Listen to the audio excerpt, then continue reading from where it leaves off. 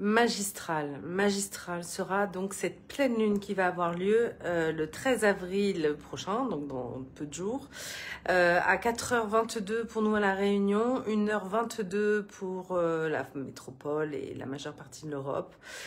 Et donc c'est une lune, une pleine lune, excusez-moi, nocturne qui se passe donc la nuit et qui vient nous parler de nos ombres, qui vient rechercher à nous remonter à la conscience plein d'informations. Et là, autant vous dire qu'il y a de quoi parler. Il y a de quoi parler. J'ai nommé cette pleine lune qui se situe en Balance, la pleine lune lumineuse. Alors attention à ne pas confondre avec lumineux, c'est bien lumineux.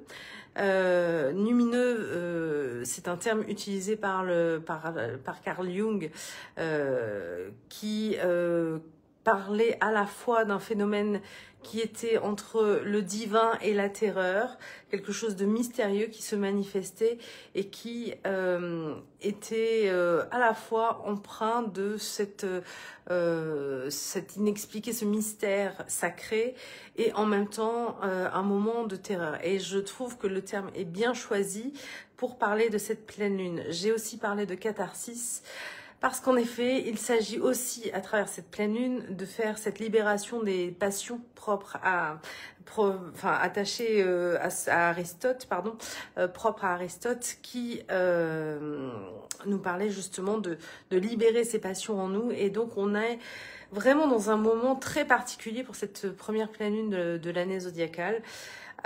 Parce que cette pleine lune, dans sa configuration déjà, est assez intense. Donc la pleine lune se situe dans le signe de la Balance, je vous l'ai dit, ce qui fait que nous avons toujours le soleil qui est en phase dans le signe opposé, c'est-à-dire qu'il est en bélier, lui il est toujours en bélier, mais il sera en conjonction exacte avec Chiron, l'astéroïde Chiron, qui nous parle de notre blessure d'incarnation. Et selon moi, donc cette conjonction exacte, donc le soleil, c'est-à-dire la conscience qui s'assimile à la blessure, à la souffrance, mais également à la guérison, parce qu'il faut savoir que Chiron a aussi cette double valeur d'être à la fois la blessure, mais en même temps le guérisseur, puisqu'on dit que c'est le guérisseur blessé. Pour moi, nous parle justement du terme souffrir. Le terme souffrir étymologiquement vient de sub-féro, sub qui veut dire sous et féro, faire. Donc ça veut dire faire en dessous. La souffrance, c'est quelque chose qui se passe en nous, à l'intérieur de nous et qui agit en nous. Et pour le coup, je pense que l'objectif de cette pleine lune est vraiment de faire remonter cette souffrance, non pas pour nous faire souffrir en tant que tel, mais pour nous faire regarder en face les causes de notre souffrance. Et du coup, avoir aussi la solution à amener pour se libérer de cette souffrance et guérir donc dans le principe de ce que Chiron peut amener. Et c'est pour ça que je parlais de libération des passions et de cette catharsis, parce que, à mon sens, c'est vraiment l'objectif de cette pleine lune, c'est d'amener à la conscience et à la vision ce qui nous fait souffrir, nous, individuellement, chacun, dans notre chair, dans notre histoire, dans ce que l'on a pu vivre, qui peut avoir du coup cette résurgence et cette remontée très délicate et parfois très désagréable également. Mais en même temps, une fois que l'on voit ce qui nous fait souffrir, il y a aussi cette valeur de pouvoir en face mettre des solutions. Donc il y a vraiment c'est pour ça que je dis que c'est un moment lumineux. C'est à la fois cette terreur de revoir nos souffrances, nos peurs, nos colères, ce qui vraiment nous agite intérieurement. Et ce moment divin, potentiellement, qui est de les résoudre, ces problématiques-là. Et ça, c'est vrai autant à titre individuel, décidément je bug aujourd'hui, qu'à titre collectif, c'est-à-dire que l'on peut voir toute la souffrance, quelque part l'horreur de ce qui nous habite individuellement et collectivement, pour pouvoir se dire, il y a des solutions à mettre en œuvre. Sous quel délai, et ça c'est un autre sujet, mais aujourd'hui, en tout cas au moment de la pleine lune, il y a vraiment l'idée d'aller toucher du doigt la résolution possible de nos souffrances intérieures et extérieures, évidemment.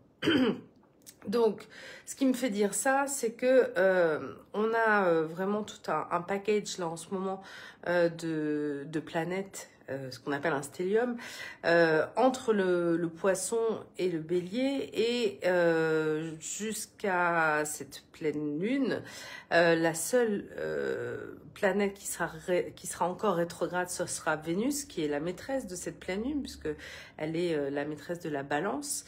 Et c'est très intéressant de le savoir, quelques minutes après, même pas 1 heure après la pleine lune, Vénus arrêtera sa rétrogradation et donc redeviendra directe juste après.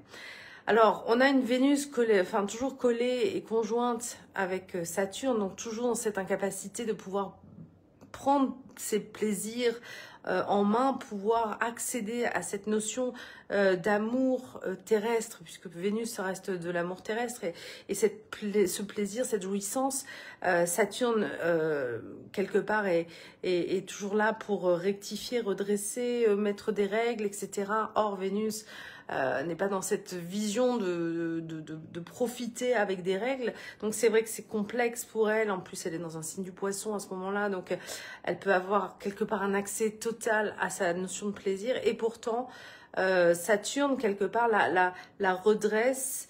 Mais il le fait, à mon sens aussi, dans l'idée justement de lui montrer l'essentiel, de lui montrer ce qui est juste pour elle, juste pour nous, juste évidemment aussi pour nous, parce que dans cette pleine lune, il y a cet objectif-là, de retrouver finalement notre juste plaisir, de ne pas se perdre en fait dans les méandres de ce qui est futile, de ce qui est nécessaire.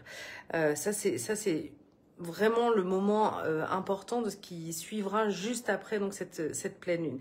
Mais pendant la pleine lune, on a Mercure, lui, qui est redevenu direct il y a quelques jours, qui va être proche de passer à nouveau dans le bélier, donc à nouveau qui va pouvoir exprimer ses besoins, sa manière de voir les choses, puisque le bélier, c'est aussi la capacité d'agir et d'être. On dit que Mercure en poisson n'est pas à l'aise, puisqu'il est à la fois en chute et en exil, mais un Mercure poisson, c'est surtout un Mercure très intuitif. Donc, juste avant de passer dans le bélier, il aura aussi pris conscience, reçu intuitivement les informations de ses besoins, de ce qu'il est juste de mettre en œuvre.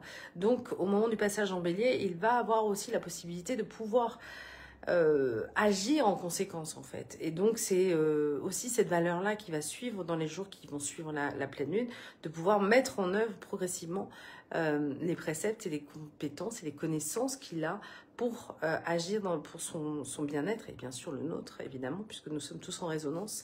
Nous avons toujours un Mercure quelque part.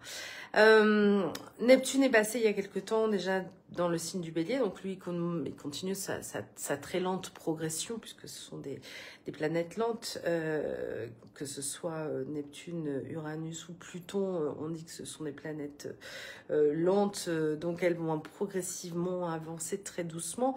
Donc comme il est au tout départ du bélier, il en a pour quelques années, il insuffle là tout doucement lui aussi, à la fois quelque chose qui peut nous relier à l'amour inconditionnel, puisque c'est aussi son précepte à Neptune, mais parfois quelque chose qui peut flouter, qui peut engendrer un moment aussi de perte de repère, parce que Neptune reste aussi connecté au flou, à cette intensité de l'inconscient, et parfois donc quelque chose n'est pas encore remonté à la surface de notre conscience pour pouvoir aussi agir et concrétiser certaines choses. Cette pleine lune, revenons à elle, elle est dans ce qu'on appelle dans un aspect de tension qui s'appelle le carré avec Mars. Et Mars, on va en parler surtout dans les jours qui arrivent, puisque Mars est aussi le maître du bélier, dans lequel se situe le Soleil actuellement, donc dans cette opposition Soleil-Lune, qui lui a fait sa rétrogradation en Cancer, donc est allé chercher nos émotions, est allé chercher nos colères, est allé chercher tout ce qui nous agite intérieurement, et va bientôt, il en est déjà quasiment là, hein, mais on y est presque. Il va reformer dans très peu de temps l'aspect d'opposition à Pluton, qui est donc une version max de Mars. Et c'est surtout dans un moment de tension potentiellement explosive, là. Et donc, on est déjà, avec cette pleine lune, dans cette tension forte, qui est justement d'avoir fait remonter tout ce magma intérieur, parce que l'eau, finalement, l'eau en lien avec le feu, c'est du magma, c'est un volcan. Donc, il est possible qu'une sorte de volcan puisse se mettre en œuvre intérieurement. Donc, ça bout, ça a envie de sortir, on a envie d'être en colère, on a envie de crier son mal-être. Et potentiellement, ça peut, selon, bien sûr, aussi vos signes et vos résonances avec cette opposition qui va avoir lieu. Mais globalement, je pense que quand même, elle va nous impacter quoi qu'il arrive. Il va y avoir ce moment de forte tension à nouveau, puisqu'on l'a déjà vécu avant la rétrogradation, d'opposition donc entre Pluton et Mars, qui va se resituer du coup cette fois-ci sur un verso Lion. Donc un Mars, quand il sera en Lion, va avoir la toute-puissance, même s'il n'est pas à domicile, il reste dans un signe de feu, donc il va quand même avoir la toute-puissance de frappe. Et un Pluton-Mars, ça va vraiment donner quelque chose d'explosif. Donc, il faut vraiment comprendre que toutes nos souffrances dont on parle, là, et nos colères et nos problèmes, etc., justement, vont peut-être avoir cet effet de catharsis à ce moment-là. Et qu'est-ce que ça donnera? Est-ce que ça donnera une sorte de bombe nucléaire intérieure? Est-ce que ça donnera un volcan? Est-ce que ça donnera un grand feu de joie? Je ne sais pas, nous verrons bien. Mais en tout cas, potentiellement, ça peut être libérateur comme destructeur. Et peut-être que d'ailleurs, ce sera l'un et l'autre. Donc, il faut vraiment comprendre qu'on est dans un aspect de tension quand même très fort, là, en ce moment. Cette pleine lune, tout de suite, nous a mis le spot dessus. C'est vraiment ça l'idée. Surtout que la pleine lune, histoire de compléter le tableau, elle se fait accompagner des 3 lunes noires très proches d'elle, sachant que 2 se retrouvent dans le signe du Scorpion, géré à nouveau par Mars, par la planète Mars.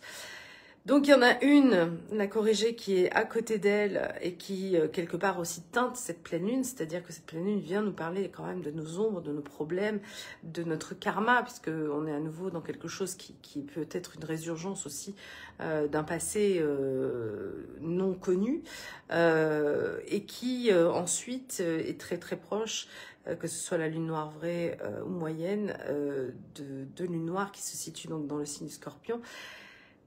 Elles sont pas là pour faire dans la dentelle, il faut être très clair.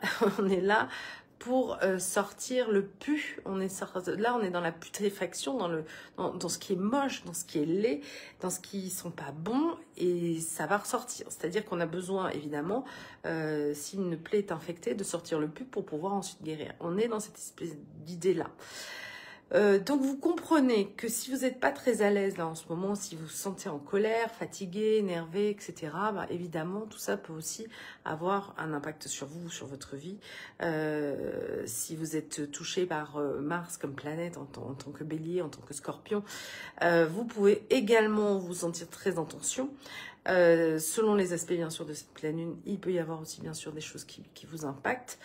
En tout cas, la mission est claire, la mission de cette pleine lune est très claire, c'est ce que je vous ai dit, c'est à la fois de purger les passions, libérer les tensions, c'est la cocotte minute qui est prête à exploser de toute manière, donc il y a un moment donné, il va falloir que ça se passe, et on est donc dans cette version lumineuse des choses qui est à la fois cette extrême peur que cela peut, ce que j'ai appelé le mystérium, mince, j'ai oublié le nom, Terrandum ou quelque chose comme ça, c'est-à-dire la terreur mystérieuse et le sacré qui est en face et le divin qui nous accompagne.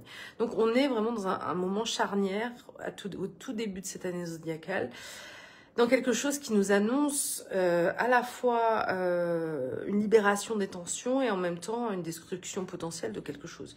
Donc on verra sous quelle forme tout cela prendra, bien sûr, ses effets.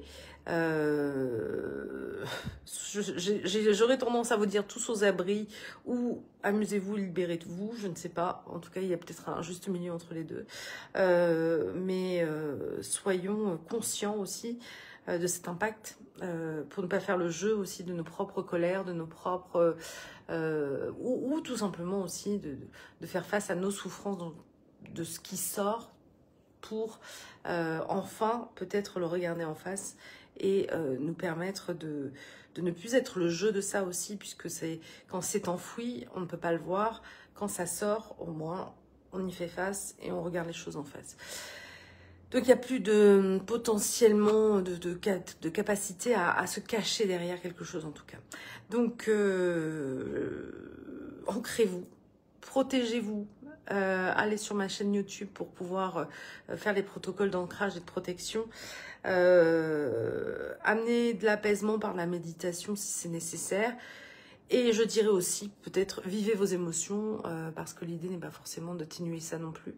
Mais en tout cas, idéalement, de ne pas être le jeu de tout ça est intéressant aussi. Voilà. À vous de trouver le juste équilibre de cette balance. À très bientôt.